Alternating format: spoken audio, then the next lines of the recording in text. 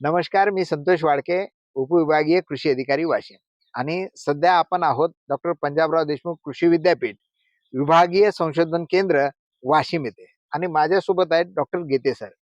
आपल्या भागामध्ये गहू बऱ्या प्रमाणात आहे आणि बरेच शेतकरी नवनवीन व्हेरायटीच्या शोधात असतात, म्हणजे एकच एक व्हेरायटी न घेता. तर आज आपण गीते सरांकडून अशीच विद्यापीठामार्फत नव्याने संशोधित झालेल्या गव्हाच्या वाणाबाबत आपण माहिती घेणार आहोत. सर, हे गव्हाचं कोणतं वाण आहे आणि काय वैशिष्ट्य आहे? AKAW5100.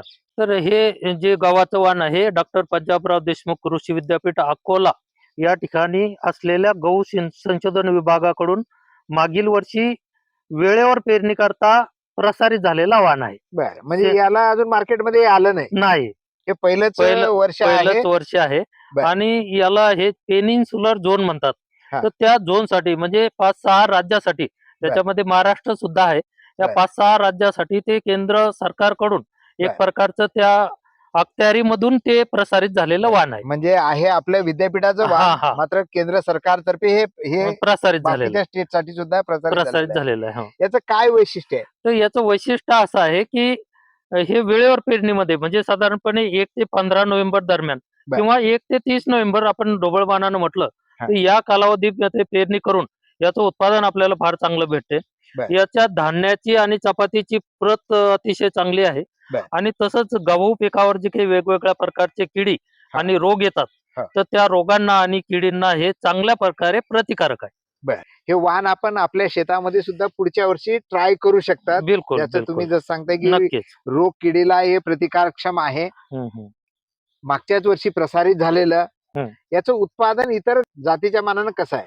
साधारणपणे याचं जे उत्पादन आहे, एकरी शेतकरी बांधवांना 15 क्विंटल पासून तर 24-25 क्विंटल पर्यंत एकरी येऊ शकते.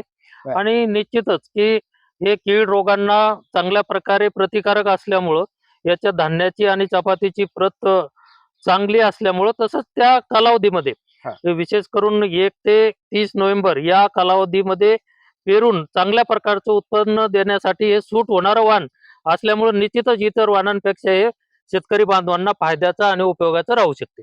बरं, याला पाणी कसं लागतं म्हणजे इतर गव्हाच्या मानानं? नाही, आता हा पाण्याचा गहू आहे. साधारणपणे याला 6 ते 7 पाणी हे लागतील त्याच्या पूर्ण कालावधीमध्ये. आणि पाण्याच्या पाळ्या ज्या आहेत, साधारणपणे याची पेरणी आपण 1 नोव्हेंबर पासून तर 30 नोव्हेंबर पर्यंत करू शकतो. सुरुवातीच्या कालावधीमध्ये साधारणपणे 12 ते 15 दिवसाच्या अंतराने पाणी द्यावं लागेल. आणि शेवटी थोडंसं टेम्परेचर वाढल्यानंतर याला साधारणपणे आपण 8 ते 10 दिवसाच्या अंतरानं असे एकूण 6 ते 7 पाण्याच्या पाळ्या याला द्यावं लागतील. बऱ्याच वेळा गव्हामध्ये एक प्रॉब्लेम असा राहतो की रब्बी सीझन मधलं पीक आहे, गारपीट येऊ शकतं, हवा कमी शकते. या आता आपण स्प्रिंकलरनं पाणी देतोय, तर लॉजिंगचे पण इश्यू असतात. तर या पिकाच्या बाबतीत कसं आहे? साधारणपणे याची उंची फार जास्त नाही आहे आणि याचं जे काही काडी आहे, हे स्टेम आहे, हे थोडस मजबूत आहे, असं वीक नाही.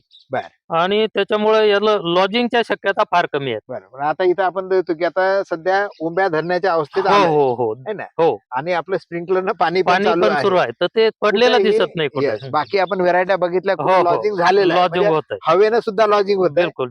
यामध्ये मात्र ते प्रकार दिसत नाही. तुम्ही स्टेम सांगता मजबूत आहे, त्यामुळे नक्कीच शेतकरी बंधूंनो, सरांनी जी आता ही व्हेरायटी सांगितली AKAW5100, ही व्हेरायटी आपण सुद्धा आपल्या शेतामध्ये पुढच्या वर्षी ट्राय करू शकता. शेतकऱ्यांना बियाणं लागत असेल तर आता हे कुठे उपलब्ध आहे? ते एकतर महाबीजकडे सुद्धा याचं बियाणं काही प्रमाणात राहू शकते, किंवा कृषी संशोधन केंद्र वाशिम या ठिकाणी भेटेल, किंवा डॉक्टर पंजाबराव देशमुख कृषी विद्यापीठ अकोला या ठिकाणी सुद्धा त्याचं बियाणं भेटू शकते. म्हणजे कोणतंही नवीन वाण निघालं की त्याचा बियाण्याचा प्रसार होण्यासाठी, मल्टीपाळा होण्यासाठी वेळ लागतो. सुरुवातीला हे बियाणं एकतर संशोधन केंद्रामध्ये मिळू शकतं, विद्यापीठामध्ये मिळू शकतं, किंवा महाबीज मध्ये थोड्याफार प्रमाणात. पण आपण जर इनोव्हेटिव्ह शेतकरी असाल तर मात्र विद्यापीठाला, कृषी संशोधन केंद्राला भेट देऊ शकता. महाबीजकडे आगळ नोंदणी आपण करू शकता आणि हे बियाणं प्रथम आपल्या शेतामध्ये आपण पेरू शकता. थोड्या क्षेत्रावर हा प्रयोग करू शकता आणि चांगलं वाटलं तर मात्र आपल्याला मग याच बियाणं आपण आपल्या कार्यक्षेत्रामध्ये आपल्या आजूबाजूच्या शेतकऱ्यांना उपलब्ध करून देऊ शकतो. कारण हे तर हायब्रिड वाण नाही, सरळ वाण आहे. त्याच्यामुळे एकदा जर हे पीक आपण आपल्या शेतामध्ये घेतलं तर वाण दरवर्षी बदलण्याचं काम नाही. साधारणपणे 3 ते 4 वर्ष आपण ते वाण वापरू शकतो असं सांगितलं जातं. परंतु शेतकरी बांधवांनी जर त्यांची घरीच ते प्युरिटी मेंटेन ठेवली हा ते 10 वर्ष सुद्धा वापरू शकतात. बरं, म्हणजे ऑफ टाइम प्लांट यातले काढत काढत राहायचे. राहायचे हे बस. तसा एक सारखा प्लॉट बिलकुल दिसतोय, बिलकुल. याच्यामध्ये कोणतं झाड उंच हम्म, नाही, काही नाही. हम्म, हम्म. ही गोष्ट जर त्यांनी ठेवली तर ते बियाणं किती वर्ष ते बिलकुल वापरू वापरू शकतात. शकतात. नक्कीच. धन्यवाद सर. थँक्यू.